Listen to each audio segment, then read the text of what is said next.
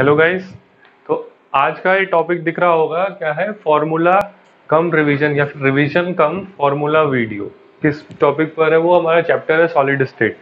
मतलब कि अगर हम पूरी तरह से सॉलिड स्टेट पढ़ चुके हैं तो क्या क्या इंपॉर्टेंट टर्म्स आ रहा था इस चैप्टर में, क्या क्या फॉर्मूले आ रहे थे, उन सब की हम बात करेंगे इस वीडियो में। ठीक है, मतलब कंप्लीट ये चैप्टर जो है ना, अभी हम यहाँ रिप्रेजेंट करने वाले हैं।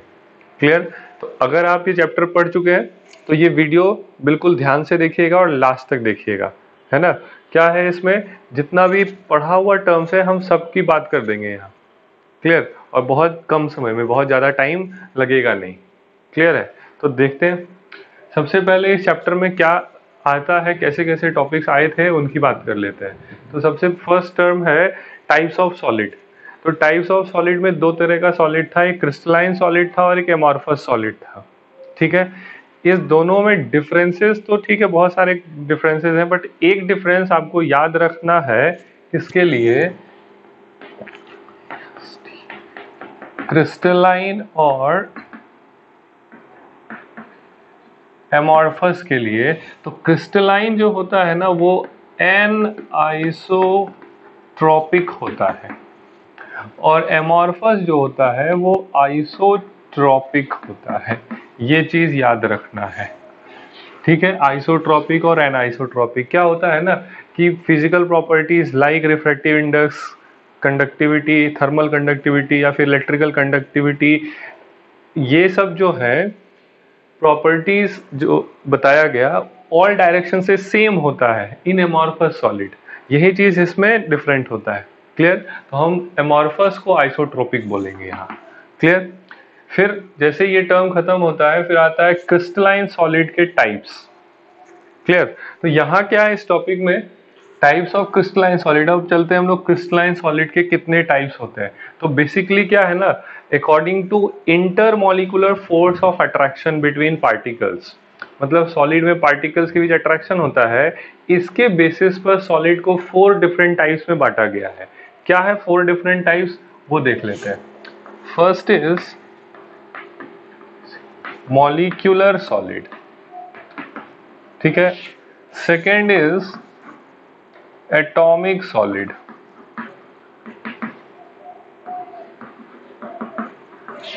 थर्ड इज आयोनिक सॉलिड, और फोर्थ जो है ना ये कहलाता है मेटालिक सॉलिड। मतलब कंप्लीट जो क्लासिफिकेशन है वहाँ यहाँ हम बोर्ड पे लगा चुके हैं। क्या है मॉलिक्यूलर? मॉलिक्यूलर फर्दर इसको 3 टाइप से रखा जाता है। Non polar molecular solid, molecular solid ये शॉर्ट में लिख दिया गया। ठीक है, यहाँ क्या आता है फिर पोलर मॉलिक्यूलर सॉलिड, फिर आता है H बॉन्डेड मॉलिक्यूलर सॉलिड। समझ में आ रही है बात? कैसे हम आगे बढ़ रहे हैं, ध्यान से देखना है। ये आ गया। अब नॉन पोलर में नॉन पोलर मॉलिक्यूल्स होगा, जैसे CO2 हो गया, ठीक है, Cl2 हो गया, He हो गया। ये सब जैसे जो भी नॉन पोलर मॉलिक्यूल्स हैं उनको लाएंगे यहाँ। Melting point, boiling point very low होगा। ठीक है, और फोर्स ऑफ अट्रैक्शन जो होगा दो मॉलिक्यूल, विक वंडरवाल फोर्स या फिर लंदन फोर्स या फिर डिस्पर्शन फोर्स बोलेंगे। पोलर मॉलिक्यूलर सॉलिड में क्या है, तो पोलर मॉलिक्यूल्स को यूज करेंगे। Polar molecules like HCl, hydrogen chloride gas हो गया, पोलर मॉलिक्यूल है। दो मॉलिक्यूल के बीच अट्रैक्शन क्या होगा, यहाँ पर जो अट्रैक्शन प्रेजेंट होता है उसको हम बोलते हैं डाइपोल, डाइपोल इंट्रैक्शन, दो पोल्स बनता है। ठीक है, पॉजिटिव और नेगेटिव पोल। H बॉन्डेड में क्या होगा, हाइड्रोजन बॉन्डिंग से आएगा, जैसे आइस। ठीक है, तो ये सब जो आ गए वो molecular solid. Atomic solid best example is diamond and graphite. इसको नेटवर्क सॉलिड भी बोलते हैं, एटॉमिक सॉलिड, नेटवर्क सॉलिड या कोवलेंट सॉलिड, क्योंकि ये सब के बीच क्या बनता है, covalent bond, strong covalent bond present होता है। ठीक है, समझ में आ रही है बात? ओके, अब आगे देखते हैं इन दोनों में क्या होगा। अगर बॉइलिंग पॉइंट की बात की जाए, इसका वेरी लो, लेकिन इससे थोड़ा ज्यादा होगा पोलर का, इसका वेरी लो ही बोलेंगे। इससे थोड़ा ज्यादा होगा इसका, इसका भी वेरी लो ही बोलना है, ठीक है। केमिस्ट्री में जब तक कि 1000-2000 नहीं हो जाए वो लो, मतलब लो कहलाता है, ठीक है ना। मतलब अगर 100 है, 200 डिग्री सेल्सियस, उसको लो बोलेंगे, बहुत ज़्यादा हाई नहीं बोलेंगे, ठीक है ना। लेकिन इसमें क्या है, atomic solid, diamond and graphite, very high melting and boiling point, very high. Boiling तो बाद में बात करते हैं, मेल्टिंग की बात करें, very high melting point, force of attraction, strong covalent bond यहाँ बन रहा है, ठीक है। ये दोनों इसके example. Ionic solid like NaCl, NaCl।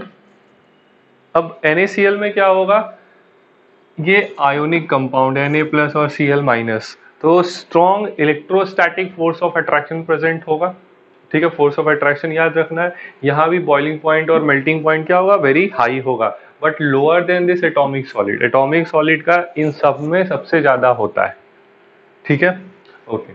तो यहाँ आयोनिक, जो भी आयोनिक सॉलिड्स होंगे सब इसके अंदर आएगा, NaCl, KCl, CsCl, EtC। अब आते हैं मेटालिक सॉलिड, मतलब कहाँ मिलेगा, मेटल्स में मिलेगा। इसमें जो कॉन्स्टिट्यूएंट पार्टिकल्स होता है ना, वो हम जब लेक्चर में पढ़ाए थे उसमें बात किए थे, कर्नेल्स होते हैं, और दो कर्नेल्स के बीच जो अट्रैक्शन बनता है ना, उसको बोलते हैं मेटालिक बॉन्ड, क्लियर। और यहाँ भी मेल्टिंग और बॉइलिंग पॉइंट वेरी हाई रखना है या हाई रखना है, ठीक है ना। कोई भी मेटल बहुत जल्दी मेल्ट नहीं करता है। तो it is all about what, it is the classification of crystalline solid. अब बढ़ते हैं आगे, कुछ टर्म्स आते थे यूनिट सेल का, है ना। मतलब क्रिस्टलाइन सॉलिड में एक टर्म आया था यूनिट सेल, याद होगा, और टाइप्स ऑफ यूनिट सेल आया था। और टाइप्स ऑफ यूनिट सेल में देखते हैं यूनिट सेल के क्या टाइप्स देख लेंगे। तो टाइप्स में यहाँ हमारे पास जितने भी पॉसिबल टाइप्स थे ना, उनका एक हम टेबल यहाँ बनाने जा रहे हैं, ठीक है। और फिर क्या, रिलेशन भी लिख देंगे। मतलब first column is for types, कितने टाइप्स होंगे, तो सिंपल क्यूबिक था। फिर सेकंड क्या आ रहा था, सिंपल के बाद बॉडी सेंटर आता है, फिर F सेंटर आता है, फिर HCP आता है, F इसको CCP भी बोलते थे, क्लियर। ये सारे क्या है, टाइप्स ऑफ यूनिट सेल है। अब टाइप्स ऑफ यूनिट सेल में और क्या आएगा, इधर नंबर ऑफ पार्टिकल्स। तो इस तरह का एक टेबल हम ड्रॉ कर लेते हैं, क्लियर है। यहाँ पर नंबर ऑफ पार्टिकल्स की एक यूनिट सेल में कितना, तो इसमें 1 था, इसमें 2, 4, 6 पार्टिकल्स आ रहा था। यहाँ क्या, यहाँ पर देखेंगे relation between A and R, ठीक है, relation between A and R, वही रेडियस ऑफ पार्टिकल और एज लेंथ का क्या रिलेशन आता है इन सब में। तो यहाँ पर R इज इक्वल टू होता है A/2, ठीक है। BCC अगर बॉडी सेंटर्ड था, ये सब पढ़ा जा चुका है ना, it is R is equals to √3A/4। अगर FCC है, फेस सेंटर्ड बना रहे थे, तो R is equals to A/2√2 आ रहा था। इसमें कोई रिलेशन ऐसा भी बनाना नहीं है, ठीक है।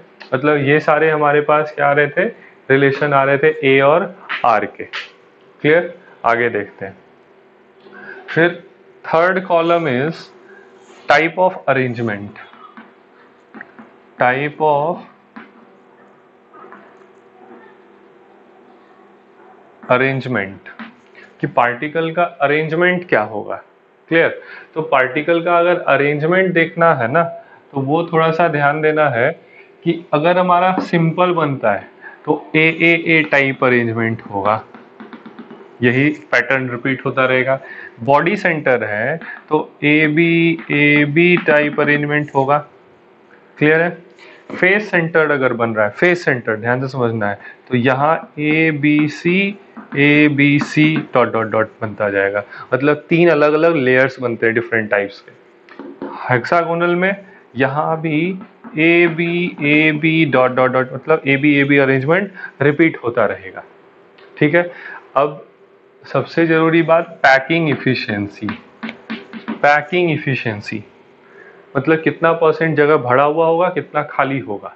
ठीक है, तो सबसे कम सिंपल में आता है, सिंपल क्यूबिक यूनिट सेल के लिए, तो यहाँ पर आता है क्या, पैकिंग इफिशिएंसी 52.4%।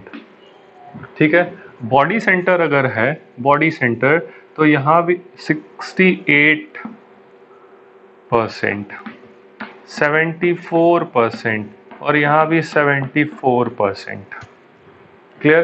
तो जितने भी यूनिट सेल से रिलेटेड फॉर्मूले थे यहाँ सब हम लगा चुके हैं। ठीक है, एक डेंसिटी का फॉर्मूला आएगा, सिर्फ डेंसिटी, जिसको यहाँ रो से रिप्रेजेंट करते हैं। ठीक है, तो डेंसिटी इज इक्वल टू क्या क्या होता था, तो ऊपर z लिखते थे, z is number of particles.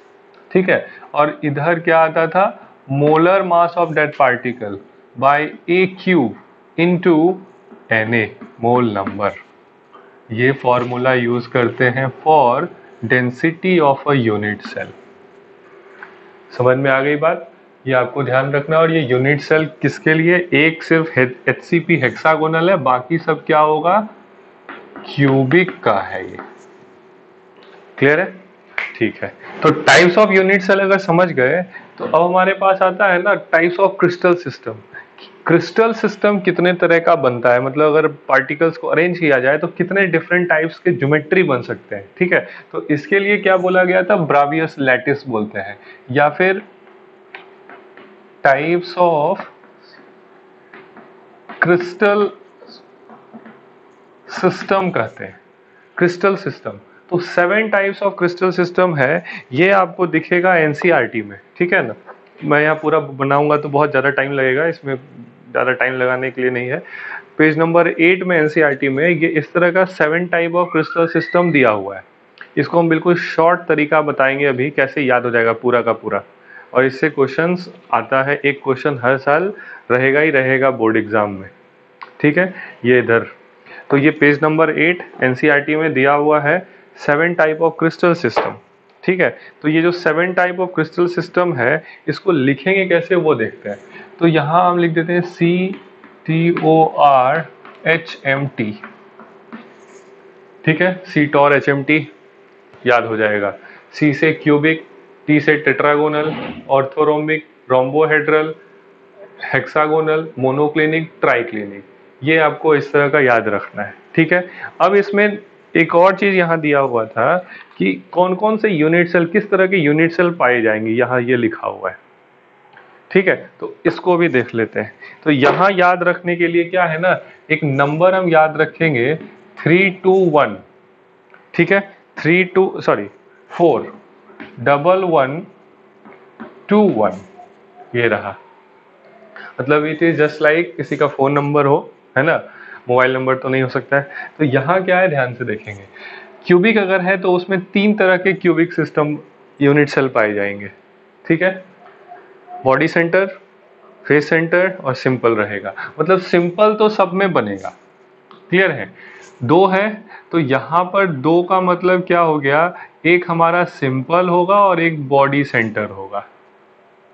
ठीक है, 4 है, मतलब ऑल 4 टाइप्स के रहेंगे, simple, body centre, face centre, end centre. ठीक है, 1 है, मतलब सिंपल होगा, सिंपल होगा।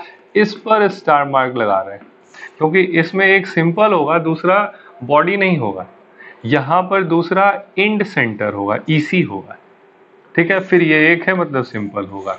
तो हो गया ये पूरा का पूरा टेबल याद। ठीक है, अब अरेंजमेंट भी अगर देखा जाएगा ना, तो इस 3 का एक पैटर्न बनता है एज लेंथ का, फिर इस 3 का एक पैटर्न बनेगा एज लेंथ का। ठीक है, मतलब यहाँ क्या होता है, ऑल एजेस आर इक्वल, यहाँ एक इक्वल नहीं होगा, A equal to B but not equal to C हो जाएगा। इस तरह का ये तीनों का अरेंजमेंट, और ये सबसे अलग है, इसमें कुछ इक्वल नहीं होता है, ना A equal to B equal to C, ना ही alpha equal to beta equal to gamma. ठीक है, ये चीज आपको याद रखना है। एक चीज और क्या है, हमारे पास अगर कोई इस तरह का यूनिट सेल था तो इसमें कौन कौन से इंपॉर्टेंट टर्म्स यूज हो रहे थे। तो टर्म्स कौन कौन से यूज हो रहे थे, अगर ये पूरा ऊपर देखा जाए तो इसको हम फेस बोलते हैं, ठीक है। इसके बीच में अगर कोई पॉइंट लगा है तो इसको फेस सेंटर बोला जाएगा। अगर यहाँ मतलब कॉर्नर पर लगा है तो इसको कॉर्नर बोला जाएगा। इस लाइन ये जो हो गया या ये है इसको एज बोलते हैं, ठीक है, इट इज एज। तो अगर एज सेंटर पर कोई पार्टिकल है तो उसको एज सेंटर बोला जाएगा।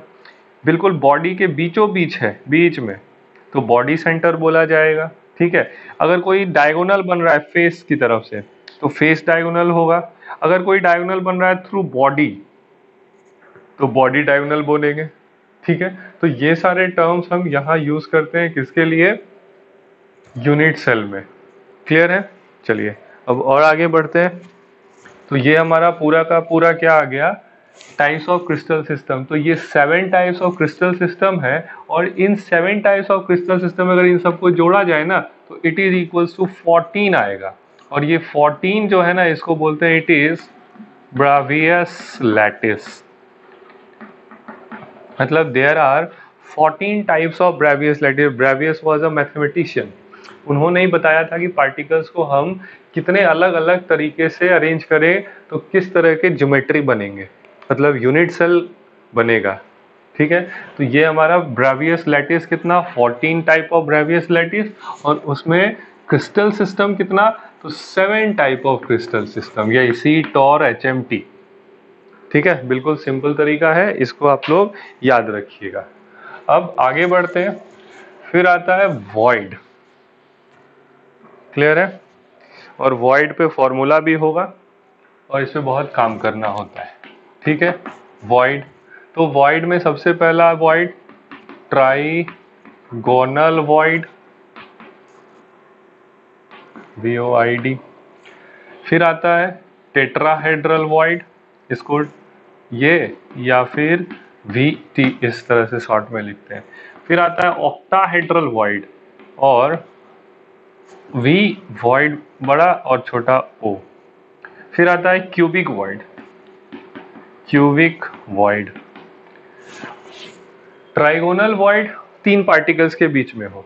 इसमें हम पूरा एक डिटेल्ड वीडियो बनाए हुए हैं, काफ़ी अच्छा वीडियो है वो, ठीक है, आप लोग जाकर देख सकते हैं। क्लियर है, तो यहाँ क्या बात करेंगे, ध्यान से देखते हैं। तो ट्राइगोनल वॉइड, तो कोऑर्डिनेशन नंबर देख लेते हैं CN।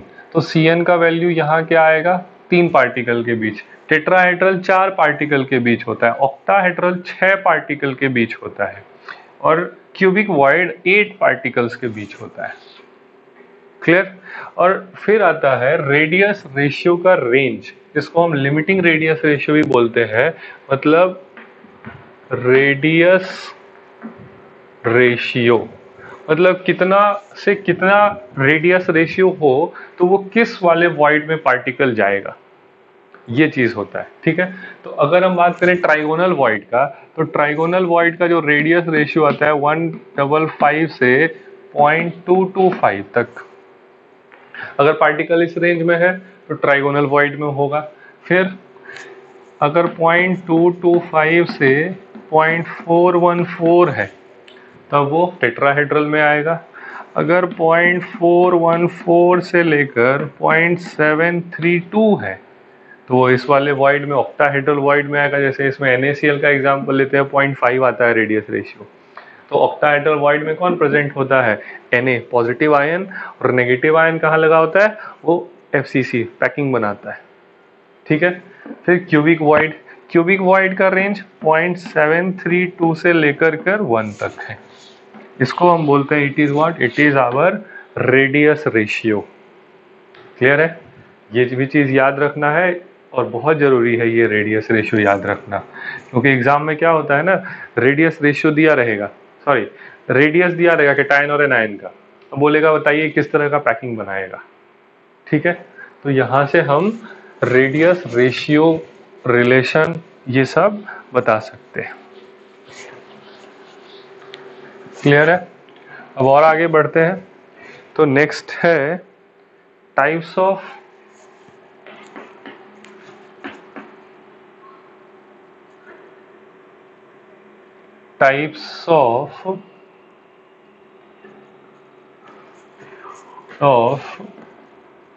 Ionic crystal. मतलब अगर आयोनिक क्रिस्टल है हमारे पास तो कितने तरह का होगा? तो एक NaCl टाइप होता है। तो यहाँ पर आप लोग देख सकते हैं पूरा का पूरा ये क्या है, टाइप्स ऑफ आयोनिक क्रिस्टल है। NaCl टाइप, या फिर इसको रॉक सॉल्ट टाइप स्ट्रक्चर भी बोलते हैं, फिर CsCl टाइप है, फिर ZnS टाइप है, ठीक है, सल्फ्यूराइड, फिर फ्लोराइड आता है, फिर एंटी फ्लोराइड आता है। क्लियर? और दो स्पेशल टाइप क्या है, spinal and inverse spinal structures. तो इसका आप लोग स्क्रीनशॉट ले लीजिए, काफ़ी क्लियर होगा ये देखने में और समझने में। ठीक है, पूरा साथ में एग्जाम्पल भी है। क्लियर? इस वॉइड में होगा, कोऑर्डिनेशन नंबर क्या है, ये सब यहाँ गिवन है। ओके, तो अब और आगे बढ़ते हैं। जैसे ही ये सब खत्म होता है आयोनिक क्रिस्टल, फिर टॉपिक आता है एलिमेंट ऑफ सिमेट्री की। एलिमेंट ऑफ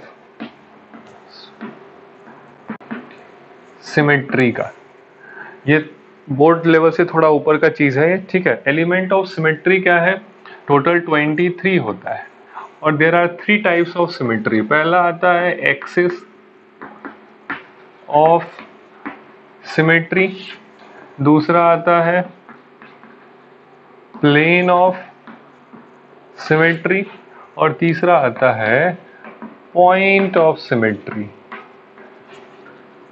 क्लियर है? ये तीनों बहुत कुछ नहीं, जब बहुत ज़्यादा नहीं, सिमेट्री है। मतलब सिमेट्री क्या, एक्सिस अगर बोला गया तो हम इस पर कितने ऐसे लाइंस खींच सकते हैं जिससे क्या बने, ये पूरी तरह से दो तरह से बढ़ जाए। तो ये जो एक्सिस ऑफ सिमेट्री है 3 तरह का, 4 फोल्ड सिमेट्री, 3 फोल्ड सिमेट्री और 2 फोल्ड सिमेट्री।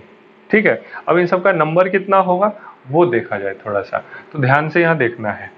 अगर हम यहाँ सीधा एक लाइन खींच दें या फिर ये एक लाइन खींच दिया जाए, ये लाइन हो गया, ये लाइन हो गया, या आगे से पीछे एक लाइन हो गया, तो हम पूरा एक्सिस सीधा, इसको बोलते हैं 4 फोल्ड सिमेट्री। ये कौन सा है, 4 फोल्ड।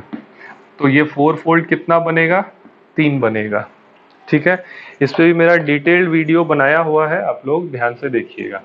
फिर आते हैं, अगर हम इस एज से थ्रू बॉडी अगर होते हुए एक लाइन खींचे, ये इधर से इधर एक लाइन खींचे, इधर से इधर एक लाइन खींचे, इधर एक लाइन खींचे, तो इसको बोलते हैं इट इज 3 फोल्ड सिमेट्री। और इसका नंबर कितना होगा, तो 2 कॉर्नर मिला करके एक, तो टोटल 4 ऐसे बनेंगे। ठीक है, और लास्ट आता है ना 2 फोल्ड सिमेट्री। तो 2 फोल्ड सिमेट्री के लिए क्या किया जाएगा वो देखते हैं। यहाँ से कोई भी एज सेंटर से डायगोनली ऑपोजिट एज सेंटर पर जाना है। डायगोनली ऑपोजिट एज सेंटर एक ही हम बनाएंगे, ज़्यादा नहीं बनाएंगे तो बहुत ज़्यादा होच पोच होने वाला है। तो 2 एज मिला करके क्या बन रहा है, 2 एज मिला करके एक 2 फोल्ड सिमेट्री बन रहा है और इसका नंबर होगा टोटल 6। तो 6 4 10 और 3 13, मतलब एक्सिस ऑफ सिमेट्री हमारे पास टोटल 13 होगा। टोटल कितना एलिमेंट ऑफ सिमेट्री, 23 है। ठीक है, अब आते हैं प्लेन ऑफ सिमेट्री पर। मतलब पूरा का पूरा एक प्लेन बनाया जाएगा, यहाँ प्लेन बनेगा। प्लेन कैसे बनता है, तो हम क्या करते हैं, क्यूब दिख रहा है, इसके बीचों बीच एक इस तरह से लगा दिए, इधर से एक प्लेन लगा दिए। जैसे ये पूरा का पूरा रूम दिख रहा है, इस रूम के बिल्कुल हाफ, जहाँ आधा बच रहा होगा ना, एक पर्दा लगा दिया जाए, पूरा ऊपर से नीचे बंद कर दिया जाए, तो रूम 2 तरह से डिवाइड हो गया। इसी को बोलते हैं प्लेन ऑफ सिमेट्री, मतलब पूरी तरह से प्लेन पर बनना। तो ये प्लेन भी जो है ना, वो 2 तरह का प्लेन ऑफ सिमेट्री होता है। ये जो बन रहा है वो रेक्टेंगुलर प्लेन ऑफ सिमेट्री, मतलब एक फेस के साथ बन रहा है। ये पूरा का पूरा क्या आया, it is a rectangular plane of symmetry.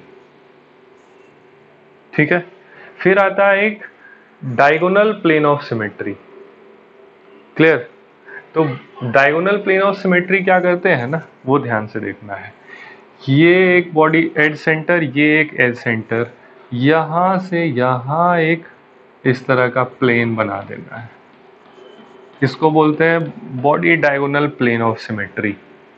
और जो पिंक कलर से ये वाला पहले बनाया गया था वो क्या था, रेक्टेंगुलर प्लेन। तो रेक्टेंगुलर प्लेन 3 होगा, ये जो है इसका नंबर 3 होगा, और ये 2 एज मिला करके 1 बन रहा है, तो 12 एजेस होते हैं तो टोटल 6 बनेगा, मतलब ये 6। तो टोटल प्लेन ऑफ सिमेट्री 9। तो टोटल कितना हो गया है, 22। अब एक पॉइंट ऑफ सिमेट्री होता है किसी भी यूनिट सेल में। कोई भी अगर यूनिट सेल है तो सिर्फ बीच में एक ऐसा, मतलब बॉडी सेंटर पर एक ऐसा पॉइंट हम बनाएंगे जिससे क्या होगा, ये यूनिट सेल बराबर बट रहा है, तो it is called element of symmetry. तो 13, 9 और 1 total 23। There are 23 elements of symmetry. ये ऑब्जेक्टिव में कहीं पर 1 मार्क्स का आपको दिख सकता है, या फिर और ऊपर लेवल जाएंगे अगर मेंस या फिर एडवांस लेवल, तो काफ़ी अच्छे अच्छे क्वेश्चंस आते हैं एलिमेंट ऑफ सिमेट्री से। ठीक है ना? अब आगे बढ़ते हैं, डिफेक्ट्स। डिफेक्ट्स इन सॉलिड, मतलब सॉलिड में क्या क्या डिफेक्ट होता है। ठीक है, ओके। तो डिफेक्ट्स इन सॉलिड देखा जाए तो डिफेक्ट स्टाइक्योमेट्रिक, नॉन स्टाइक्योमेट्रिक और इम्प्योरिटी डिफेक्ट, इन 3 की बात करेंगे। स्टाइक्योमेट्रिक, फिर क्या आएगा, नॉन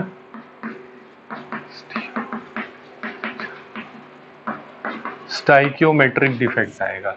स्टाइक्योमेट्रिक डिफेक्ट क्या होता है, जहां पर फॉर्मूला ऑफ कंपाउंड डिस्टर्ब नहीं हो।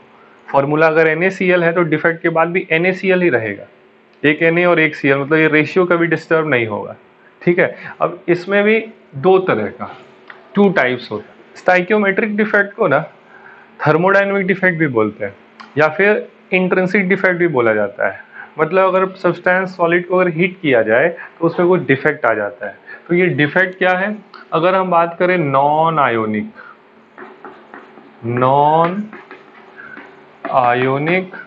सॉलिड का, तो नॉन आयोनिक सॉलिड में क्या है, हमारे पास 2 तरह का होता है। एक वैकेंसी होता है डिफेक्ट, और दूसरा होता है इंटरस्टिशियल डिफेक्ट होता है।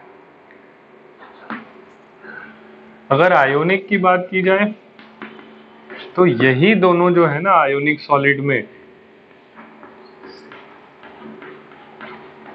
शॉटकी डिफेक्ट बन जाता है और दूसरा फ्रैंकल डिफेक्ट बन जाता है। ये दोनों डिफेक्ट पर हम बिल्कुल डिटेल्ड वीडियो बनाए हुए हैं, आप लोग वहां जाकर देख सकते हैं, काफी इजी टर्म्स है।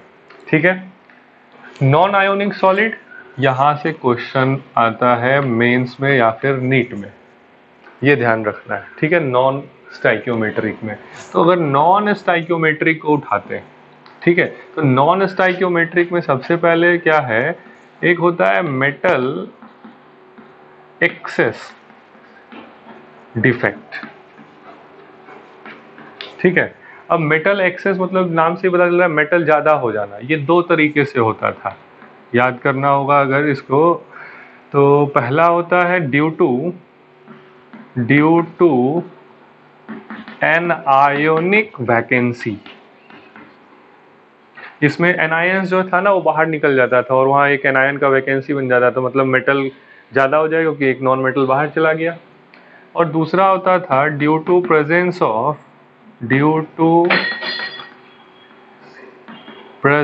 Of extra cation. ये ZnO का एग्जाम्पल था। इसमें ये ZnO आया था, हम हीट किए थे तो Zn2+ और 2 इलेक्ट्रॉन बन रहा था।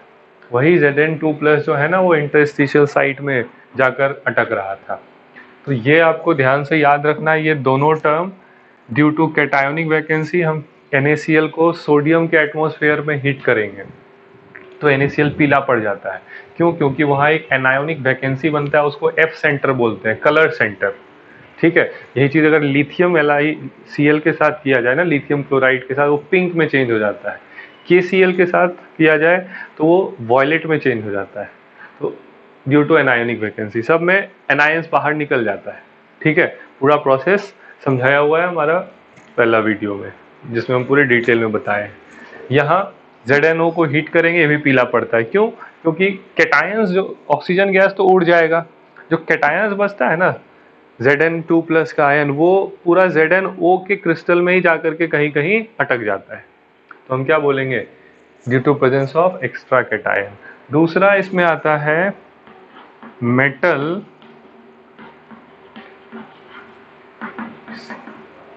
Deficiency defect. मेटल डिफिशियंट हो गया, कम हो गया, ये वो दिखाएगा ना जिसके पास वेरिएबल बैलेंसीज होते हैं। जैसे अगर हम बात करें FeO क्रिस्टल में, या NiO क्रिस्टल में, या CO के क्रिस्टल में, ये सब अगर है जिसके पास बैलेंसीज एक से ज़्यादा होते हैं, वो सब ये डिफेक्ट शो करता है। क्लियर है? और लास्ट है इम्प्योरिटी डिफेक्ट। ये आपको थोड़ा ध्यान में रखना होगा। इम्प्योरिटी में क्या होता है, NaCl अगर मोल्टेन स्टेट में है तो इसमें SrCl2 ऐड कर देते हैं। Na 1+ है और ये Sr2+ है, तो क्या होता है ना कि 2 Na कहीं से रिप्लेस हो जाता है एक Sr2+ से। पूरा क्रिस्टल फर्स्ट क्लास बहुत अच्छा बना हुआ होगा। प्रॉब्लम कहाँ आ जाता है? प्रॉब्लम आ जाता है कि दो Na आयन कहीं से बाहर होगा, बस 2 Na+ की जगह किसी एक जगह पर क्या होगा, एक Sr2+ आ जाएगा और एक Na+ जो है वो खाली जगह रह जाएगा। समझ में आई बात? कैसे? चार्ज बैलेंस करना है तो 2 अगर Na बाहर हुआ तो एक Sr2+ उसको बैलेंस कर देगा, लेकिन 2 जगह खाली हुआ था Na के जाने से, एक ही जगह भर रहा है, मतलब एक वैकेंसी बनता है। तो जितने नंबर ऑफ Sr2+ आयंस होंगे उतना ही नंबर ऑफ वैकेंसीज होगा। ये बात आपको याद रखना है। बस इस चैप्टर में जो है केमिस्ट्री से रिलेटेड इतना ही पढ़ना है। फिर N टाइप और P टाइप सेमीकंडक्टर्स भी हैं, बट वो फिजिक्स में बहुत अच्छे से डील होता है, इसलिए हम उसकी बात यहाँ नहीं करेंगे। P type semiconductor, N type, वो कैसे बनते हैं वो आपको बहुत अच्छे से पता हो, है ना। बस यहाँ थोड़ा सा केमिस्ट्री क्या आता है कि अगर P टाइप सेमीकंडक्टर मतलब पॉजिटिव होल से, मीन्स किसी भी सेमीकंडक्टर मतलब ग्रुप 14 वाले को डोप किया जाएगा ग्रुप 13 से। क्लियर है? और अगर हम ग्रुप 15 से डोप करते हैं किसी ग्रुप 14 सेमीकंडक्टर, जर्मेनियम, सिलिकॉन, ये सब को, तो N टाइप सेमीकंडक्टर, वहाँ नेगेटिव इलेक्ट्रॉन से कंडक्शन होता है तो N बोलते हैं, और अगर ग्रुप 13 से करते हैं तो वहाँ एक पॉजिटिव होल बन जाता है, तो P टाइप सेमीकंडक्टर्स बोलते हैं। बस, तो इस पूरे वीडियो में रिवीजन वीडियो था, जिसमें हम एकदम शॉर्ट में बात किए हैं सभी चीज़ का, बट जितने भी टॉपिक हैं सब कवर हो चुका है। क्लियर है? फॉर्मूला जो है आपको याद रखना है, अप्लाई करके यूज़ करना है। ओके, ठीक है।